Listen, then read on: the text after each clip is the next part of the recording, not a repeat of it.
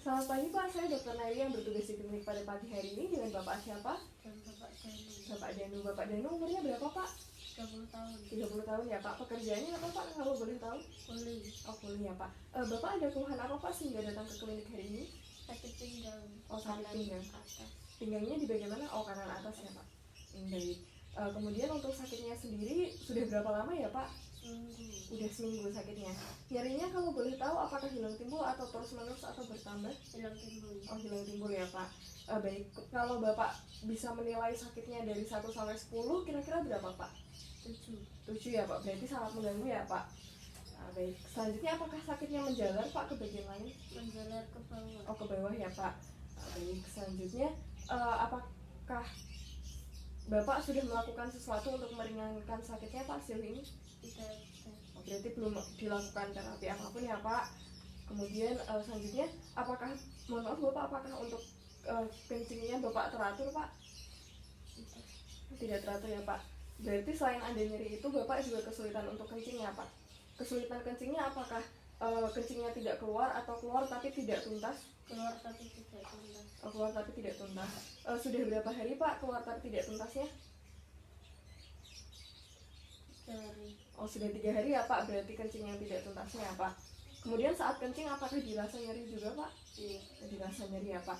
Baik, mohon maaf Pak, saya ingin bertanya untuk pola makan Bapak sendiri bagaimana ya Pak? Tidak teratur. Oh tidak teratur. Apakah Bapak rajin makan sayur Pak? Oh tidak. Kemudian apakah Bapak sering minum minuman beralkohol begitu? Tidak ya Pak? Soda. Oh soda ya Pak. Oh, Bapak suka minum soda ya Pak? Untuk minum air putihnya apakah kurang Pak? Kurang. Oh, kurang ya Pak. Oh baik. Baik, jadi dari data yang tadi Bapak katakan, saya akan melakukan beberapa pemeriksaan. Yang pertama saya melakukan pemeriksaan abdomen atau perut Bapak untuk memeriksa ginjal Bapak. Nanti saya akan perlu Bapak untuk membuka pakaian bagian atas Bapak untuk melakukan pemeriksaan seperti menggunakan stetoskop. Kemudian saya mungkin akan menekan atau sedikit memukul dari bagian perut Bapak tersebut. Saya akan didampingi oleh suster untuk sebagai saksi jika supaya Bapak merasa lebih nyaman. Apakah Bapak bersedia Pak? Baik, terima kasih Bapak. Saya akan mencuci tangan terlebih dahulu. Bapak bisa bersiap-siap terlebih dahulu sebelum pemeriksaan. Terima kasih Pak.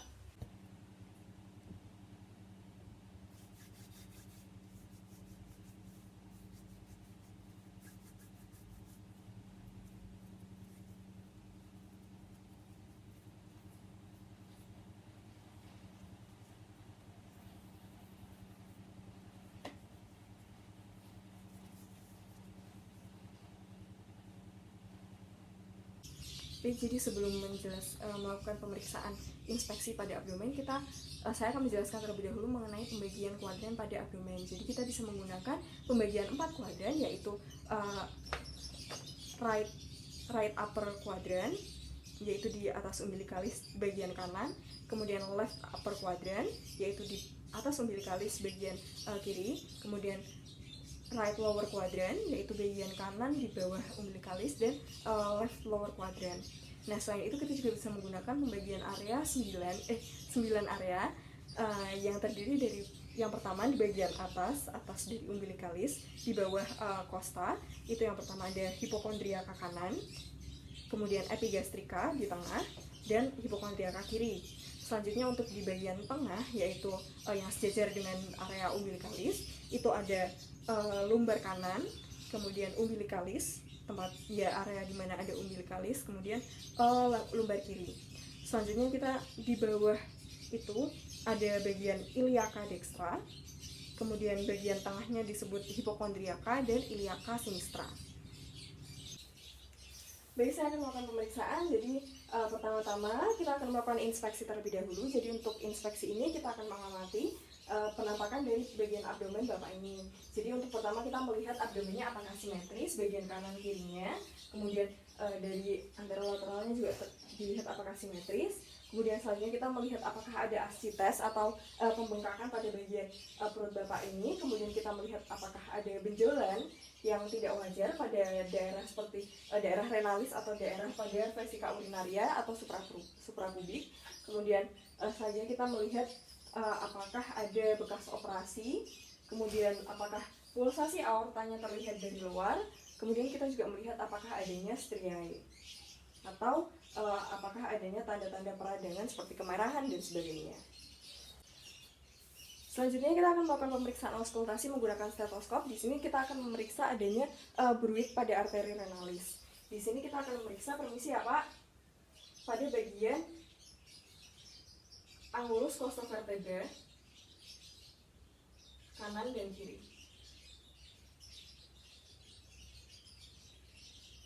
Kita juga melihat bruit arteri dari belakang. Permisi ya Pak, bisa tolong duduk Pak. Di lokasi yang sama, yaitu sudut angulus costovertebralis kanan dan kiri.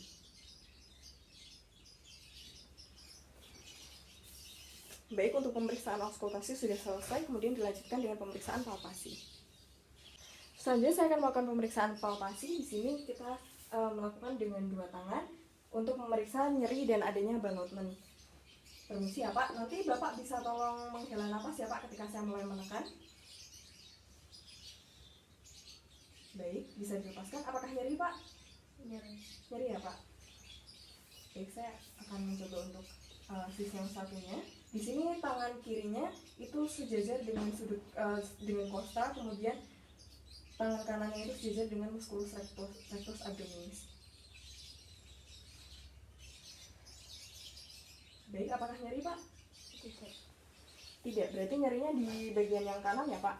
Baik, jadi tadi di bagian yang kanan ini saya merasakan adanya massa kekerasan pada bagian ginjal tersebut, kemungkinan adalah batu, dan di kirinya tadi tidak ada, dan ada nyeri tadi di bagian kanan dan kiri tidak. Saya akan melakukan pemeriksaan perkusi. Di pemeriksaan perkusi ini kita menggunakan tangan kiri untuk alas dan tangan kanan untuk memukul. Dimulai dengan pukulan ringan pada sudut costovertebra. Permisi ya Pak, mungkin Bapak bisa bilang kalau nyeri ya Pak? Saya akan mulai dari yang kiri terlebih dahulu. Apakah nyeri Pak? Nyeri. Tidak. Tidak nyeri ya Pak? Baik, kemudian untuk yang kanan ya Pak? Apakah nyeri Pak? Nyeri. Nyeri sedikit ya Pak. Kemudian saya akan melakukan pukulan yang agak keras ya Pak. Permisi ya Pak? Apakah nyeri Pak? Tidak. Tidak. Baik, selanjutnya untuk yang kanan ya Pak, saya akan melakukan pukulan yang agak keras. Apakah nyeri Pak? Nyeri. Oke, baik. Baik, terima kasih Pak, pemeriksaan fisiknya sudah selesai. Bapak bisa mengenakan pakaiannya kembali dan bersiap-siap, sementara saya akan mencuci tangan sebelum menjelaskan hasilnya. Terima kasih Pak.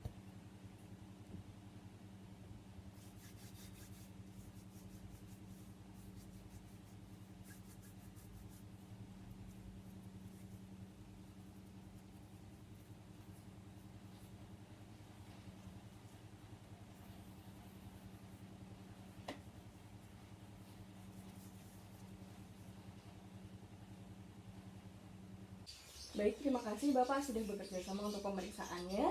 Jadi tadi dari hasil pemeriksaan fisik yang sudah dilakukan, saya merasakan adanya massa batu mungkin pada ginjal bagian kanan ya Pak. Kemudian Bapak juga tadi merasakan nyeri di ginjal yang bagian kanan. Kemudian untuk pemeriksaan lainnya seperti tadi dari luar, dari fisiknya itu terlihat tidak ada abnormalitas, tidak ada asites, tidak ada benjolan dan lain-lain. Namun tadi ada nyeri tekan tersebut di bagian kanan ya Pak. Nanti saya akan menyarankan untuk dilakukan pemeriksaan lebih lanjut dan untuk pemeriksaan genitalia untuk keluhan yang terkait nyeri di saat Bapak kencing tadi.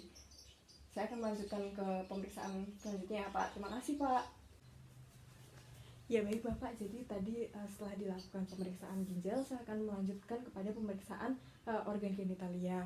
Nah, untuk pemeriksaan organ genitalia ini karena Bapak nanti akan perlu melepaskan pakaian bawah Bapak dan ini cukup invasif sehingga saya membutuhkan izin dari Bapak secara tertulis. Nanti saya akan dibantu oleh nurse untuk membimbing Bapak dalam menandatangani lembar inform consent. Apakah Bapak bersedia? Bersedia ya Pak? Baik, terima kasih Pak. Selanjutnya saya akan mencuci tangan terlebih dahulu dan Bapak bisa mempersiapkan diri terlebih dahulu. Terima kasih.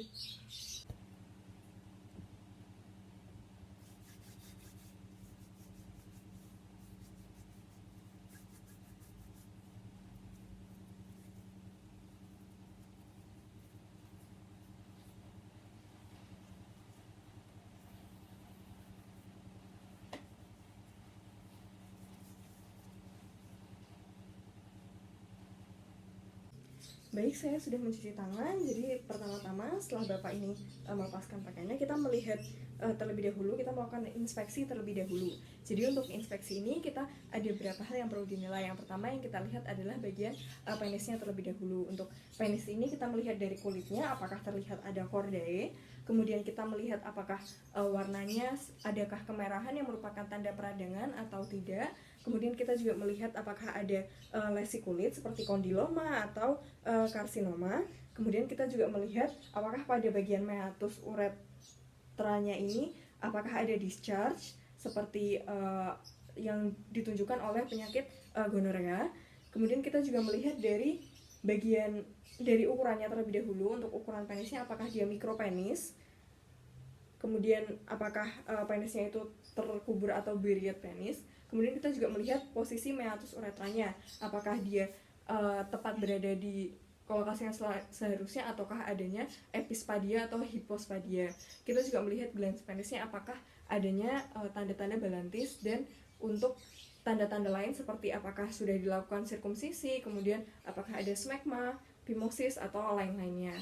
Selanjutnya kita juga memeriksa untuk bagian skrotumnya. Untuk skrotum ini sendiri, pertama ukuran dan posisinya. Posisinya itu biasanya posisi yang kiri itu lebih inferior dibandingkan yang kanan.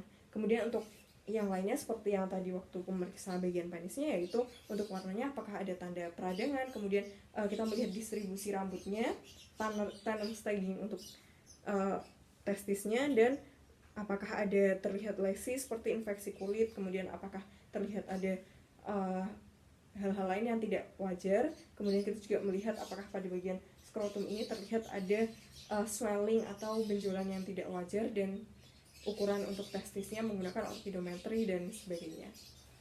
Selanjutnya kita akan melakukan palpasi. Di sini saya sudah menggunakan sarung tangan. Jadi untuk palpasinya ini, pertama untuk palpasi penisnya terlebih dahulu, kita akan melakukan palpasi di seluruh batangnya, yaitu untuk bagian ventral dan bagian dorsal. Nah, di sini kita akan menilai dari konsistensinya sendiri, kemudian kita menilai apakah ada jaringan fibrosis, kemudian kita juga melihat apakah ada nyeri tekan yang seperti pada penyakit periuretritis. Kemudian kita juga melihat apakah adanya massa tidak wajar pada bagian batang penisnya tersebut. Selanjutnya kita juga melakukan palpasi pada bagian skrotum dan testis. Di sini kita melakukan palpasi itu pada bagian kanan dan kiri, dan kita juga mengukur ukuran testisnya menggunakan orkidometri. Jadi untuk dewasa normalnya memiliki panjang 6 cm dan lebar 4 cm. Kemudian untuk posisinya tadi sudah saya jelaskan saat inspeksi, yaitu kiri biasanya lebih inferior daripada yang kanan. Kemudian untuk kita palpasi untuk konsistensinya sendiri, seharusnya permukaannya itu dia rata, kemudian konsistensinya kenyal, dan untuk mobilitasnya itu perabaannya mobile atau bisa digerakkan untuk testisnya. Dan selanjutnya seharusnya juga tidak ada nyeri tekan, namun kita minta kepada pasien jika ada nyeri tekan pada saat di palpasi ini, baik tadi saat pemeriksaan penis maupun pemeriksaan pada skrotum ini, kita minta pasien untuk mengatakan apakah nyeri, seperti itu. Kemudian kita juga melihat apakah ada nodul pada testis tersebut atau massa yang tidak wajar. Selanjutnya kita juga melakukan palpasi pada bagian epididymis dan vas deferens. Jadi untuk bagian ini ada di bagian posterolateral dari testis. Jadi jari kita masuk ke bagian belakang dari testis tersebut. Kemudian kita meraba vas deferens yang jika teraba itu seperti untayan benang-benang. Dan seperti biasa kita melihat apakah ada nyeri tekan. Kemudian kita juga melihat apakah adanya swelling atau adanya massa pada bagian vas deferens tersebut. Selanjutnya kita akan melakukan perkusi untuk vesika urinaria. Jadi untuk perkusi ini kita melakukannya pada regio hipogastrika abdomen.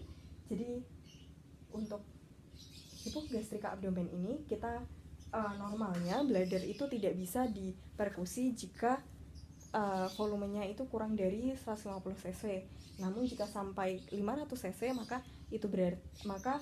seharusnya akan terlihat adanya distensi pada lower midline dari abdomen tersebut. Kemudian kita juga akan melakukan perkusi ini karena ini lebih baik daripada palpasi untuk mengidentifikasi distensi dari vesika urinaria. Kemudian kita akan melakukan perkusi berurutan dari atas simfisis pubis ke arah kranial sampai terjadi adanya perubahan suara dari redup ke timpani. Selanjutnya saya akan melakukan pemeriksaan colok dubur. Jadi di sini saya minta pasien dalam posisi litotomi.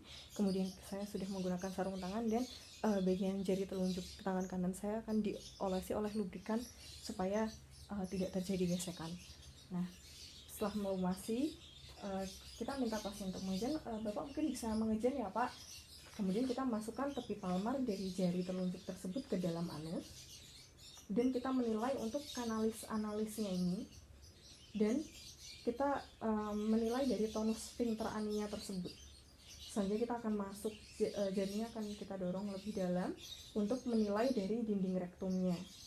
Nah, kita lakukan berurutan dari lateral kanan, kemudian ke posterior, lateral kiri, dan anterior. Nah, jari tangan ini kemudian kita arahkan ke bagian prostat untuk menilai bagian prostatnya tersebut. Jadi untuk pemeriksaan colok dubur ini kita tidak hanya menilai dari tonus sphincter, kemudian mukosa rektum dan nyeri atau massa tumor pada rektum, melainkan kita juga menilai dari prostatnya tersebut. Jadi untuk prostatnya sendiri kita nilai dari pertama diameternya ya, ini ke arah anterior.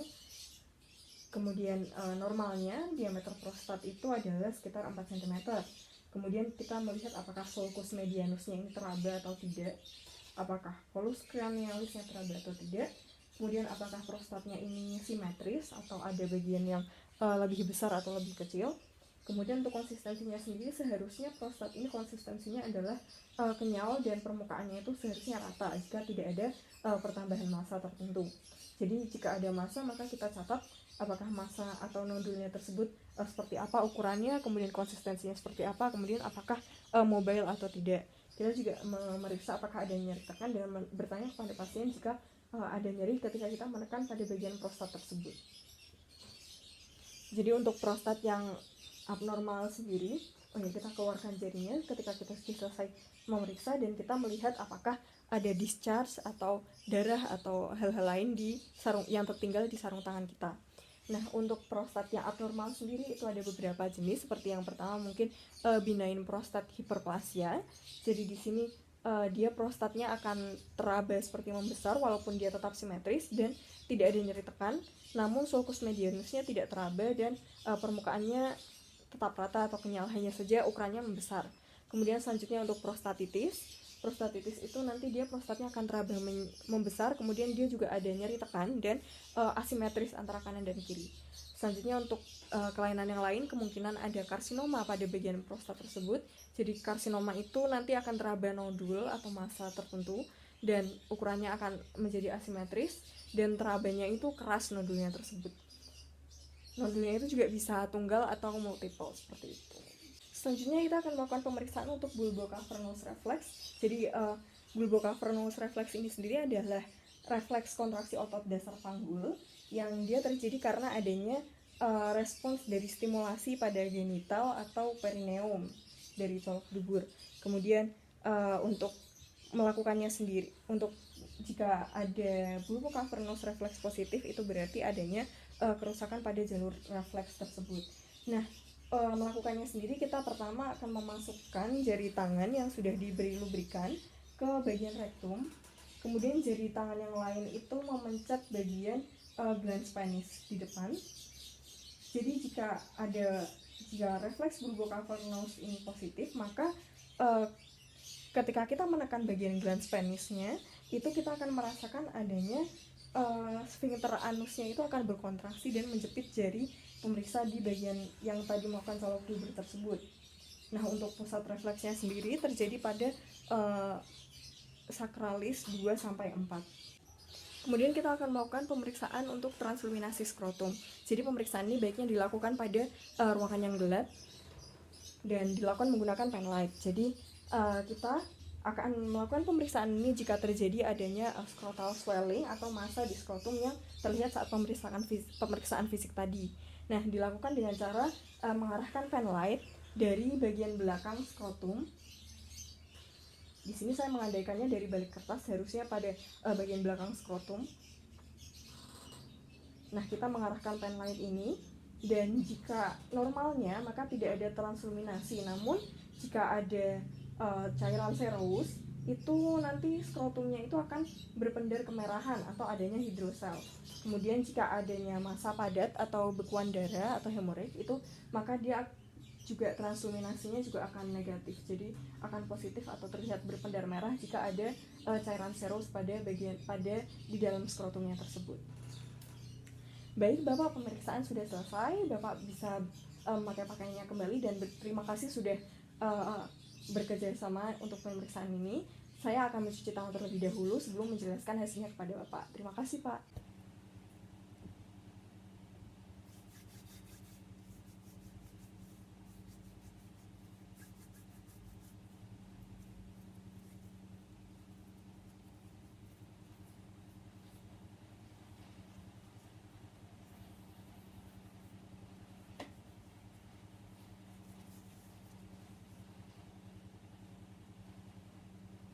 Baik, Bapak, jadi dari tadi pemeriksaan yang sudah dilakukan, kita sudah menilai bahwa tadi di bagian ginjal Bapak itu sepertinya ada batu atau massa tertentu yang bisa dipastikan dengan pemeriksaan lebih lanjut seperti menggunakan radiografi. Nanti Bapak akan saya rujuk untuk pemeriksaan penunjang tersebut ya, Pak.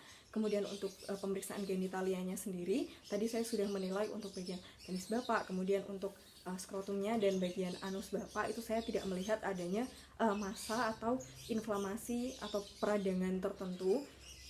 Namun bisa dilihat lebih lanjut menggunakan dari pemeriksaan penunjang nanti ya, Pak. Jadi saya akan merujuk Bapak ke bagian radiologi untuk dilakukan pemeriksaan lebih lanjut untuk terkait dengan kecurigaan batu ginjalnya tadi. Dan saya juga akan menulis hasil pemeriksaan hari ini di catatan rekam medis Bapak, dan Bapak bisa Bapak bisa tolong untuk menjaga pola makannya untuk lebih baik setelah ini ya, Pak. Jadi bisa makan yang lebih sehat, mungkin kemudian dimakan sayur-sayurannya, kemudian mungkin Bapak bisa mengurangi untuk minum-minuman yang bersoda seperti soft drink dan sebagainya, dan lebih banyak minum air putih ya, Pak. Bapak juga bisa berolahraga secara rutin dan mungkin mengurangi aktivitas yang terlalu berat ya, Pak. Terima kasih.